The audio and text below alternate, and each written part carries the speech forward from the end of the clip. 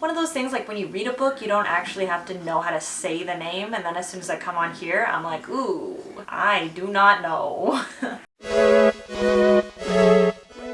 Hi, my name is Adriana, and today I'm going to do my monthly reading wrap-up for December and January. So we'll start with December of 2021, and my stats. I read a total of 7 books, 4 with my eyeballs and 3 audio. That totaled to 1,287 pages read with my eyeballs and a 321 page average. I also had an average rating of 4 stars. The first book I read in December was What is Real by Adam Becker. This is a non-fiction science book about the development of quantum mechanics starting in the early 1900s through about the development of the atomic bomb. I loved this book. I thought it was really incredible. I thought it provided, a lot of fun, kind of more human aspects to the development of this realm of science, as well as how it was affected by World War I and World War II. A lot of the scientists who developed and worked in quantum mechanics were Jewish or were related to or married to people who are Jewish, so it was very tumultuous time. It's just a very fascinating story. A lot of back and forth between different groups as to the interpretation of quantum mechanics. All of the science community agreed on the math part, but there were very many different interpretations of what that math meant and what physically was happening on the quantum scale. So I really loved it. I also really loved the conclusion that the author wrote for this novel. He talks a lot about science denial and the development of science away from the humanities. And I don't want to spoil everything because I do think it's a really neat book, and I think if you are interested in science or quantum mechanics, I think you would find it really fascinating. I think it does an incredible job of balancing the history and the science and starting at a basic science level and really working you into some of those higher level concepts. As my late chemistry professor would say, 4 beer concepts. There's a lot of things in quantum mechanics that don't quite make sense until you're 3 or 4 beers in. So I rated this one 5 stars. Loved it. That's what I got for that one. The next book I read was Under the Whispering Door by TJ Klune.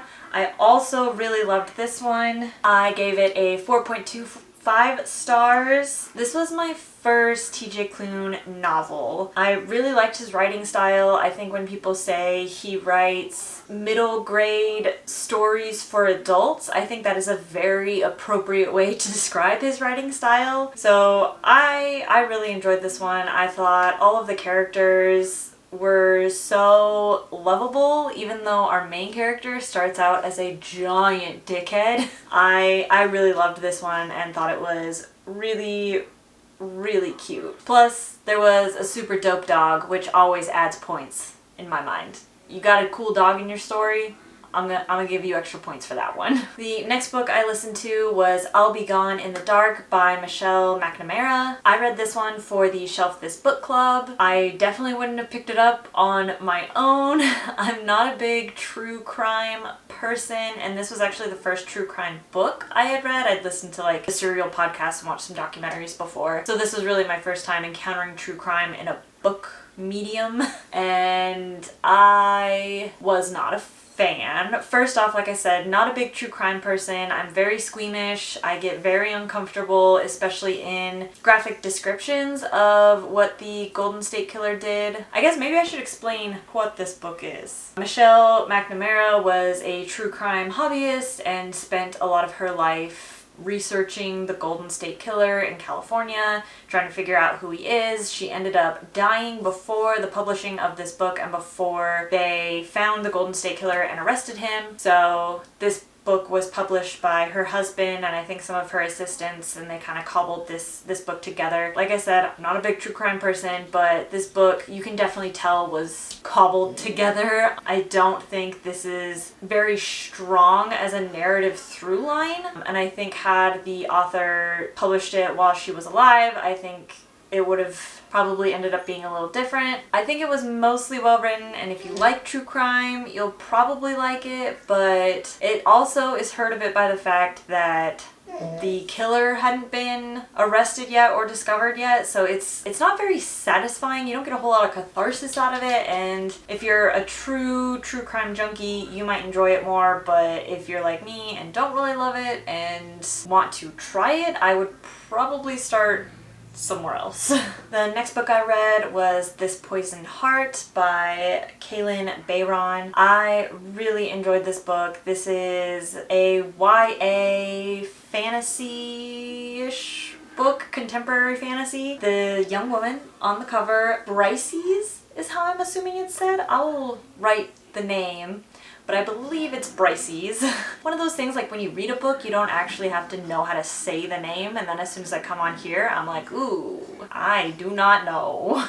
But she has kind of like poison ivy powers. Plants react a lot to her presence, and she is immune to poisons. She lives in New York with her adopted moms and gets a visit from a lawyer saying that her biological aunt had died and left her this giant estate in upstate New York, I think. And so her and her moms moved to this estate to discover more about her past and her family and kind of relieve them of some of their financial struggles, and some craziness ensues from there. This book also has a lot of interweaving of Greek mythology, which I love. I'm a Greek mythology junkie, so I love getting any bit of Greek mythology, and I really enjoyed this book. The second one is coming out this year and is one of my anticipated releases, so I will definitely be continuing on in this series, and I gave this one a 3.75. The next book I listened to was Until the End of Time? Yes, Until the End of Time by Brian Greene. I had never read a Brian Greene book before. He's a pretty popular science nonfiction writer and I guess kind of science educator at this point. I did not enjoy this book. And about halfway through, I actually remembered a story from one of my professors in college who had actually had the chance to meet Brian Greene and was talking to us about it. I guess he met him at some sort of conference, I don't know. And he said that Brian Greene was very verbose, which I think is academic speak for loves to hear himself talk, because this book was way too long. It is very like esoteric in nature and topics, and he spends a lot of time delving into anthropological sort of things, and then like astronomy sort of things, and then some like physical chemistry sort of things, and then tries to tie them all together into like a continuous narrative. And just the way he jumps from one topic to another felt very stretched and kind of cringy, and I think this book just would have been a lot better as like 3 different like novelettes or like novellas. What? Novelette? Is that even a word? But I think like 3 shorter novels or essays or topics or something, I think it would have done a little bit better in my mind. It just felt way too long and way too much mental gymnastics to try to keep up with this guy. The next one I read is I Will Judge You by Your Bookshelf. I think I saw it listed somewhere as like a children's picture book, but it didn't feel very like, it didn't feel like children were the intended audience. It is like basically a little like collection of comics on reading and writing and everything else. And typically I'm not a big fan of like books or books about reading or books about writing. But I think the fact that this was just like a bunch of kind of disconnected comics, I really ended up enjoying it and thought it was like super fun and super cute. The illustrations are beautiful and interesting. So I did enjoy this one quite a bit. I mean, it's a super quick read, so I think that also helps. I ended up giving it a 4.75.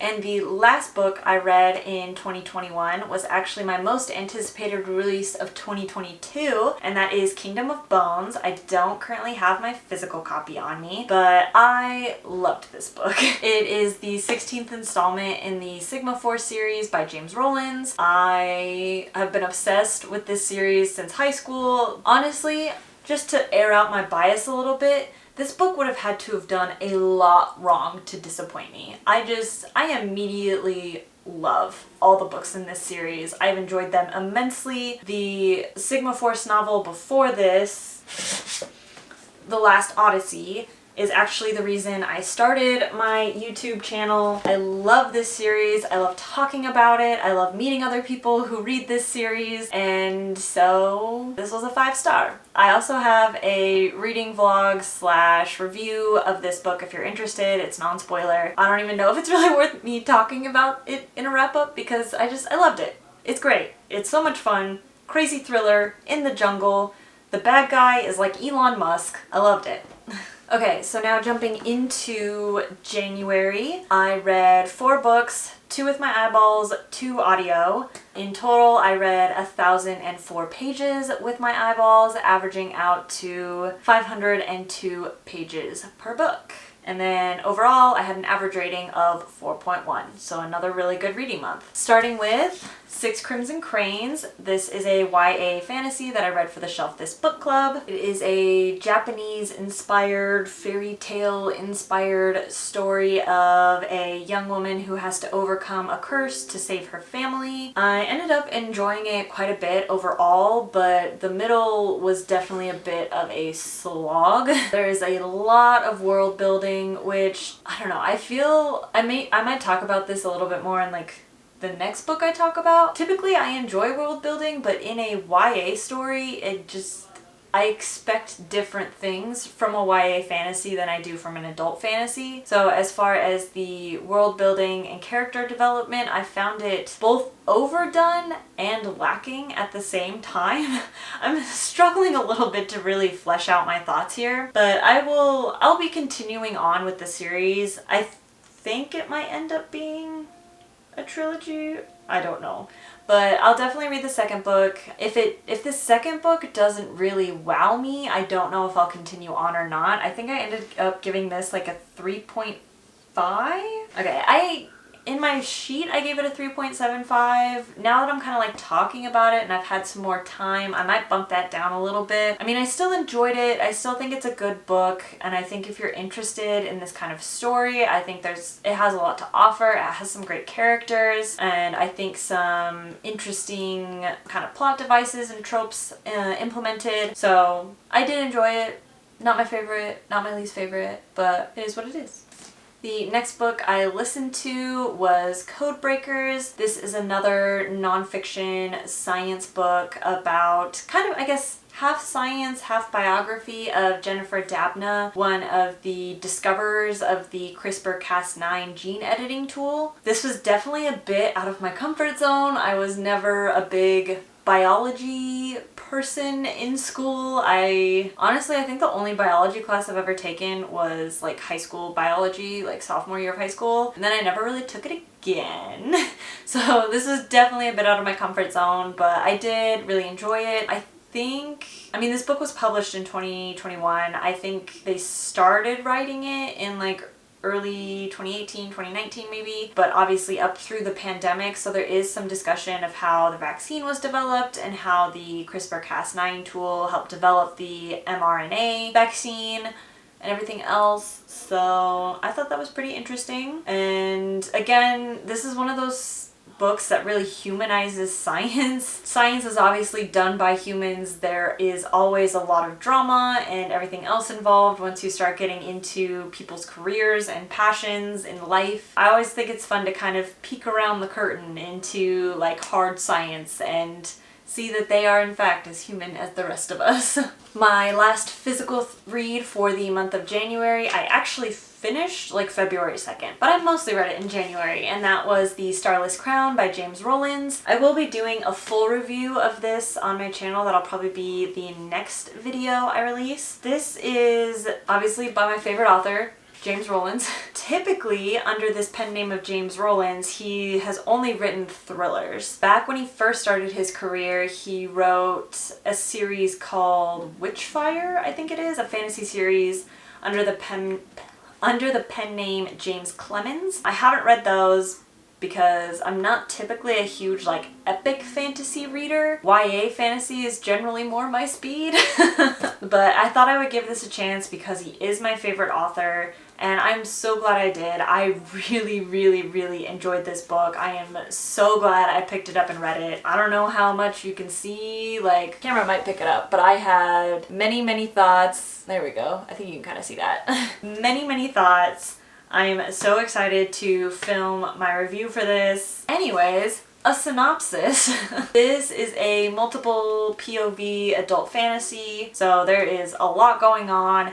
Heavy world building. Super fun. So it starts with a young student in a monastery. She is blind. She goes through a kind of traumatic event, regains her sight, and also professes a prophecy about moonfall. The moon falling into the planet. Because this is the Moonfall trilogy.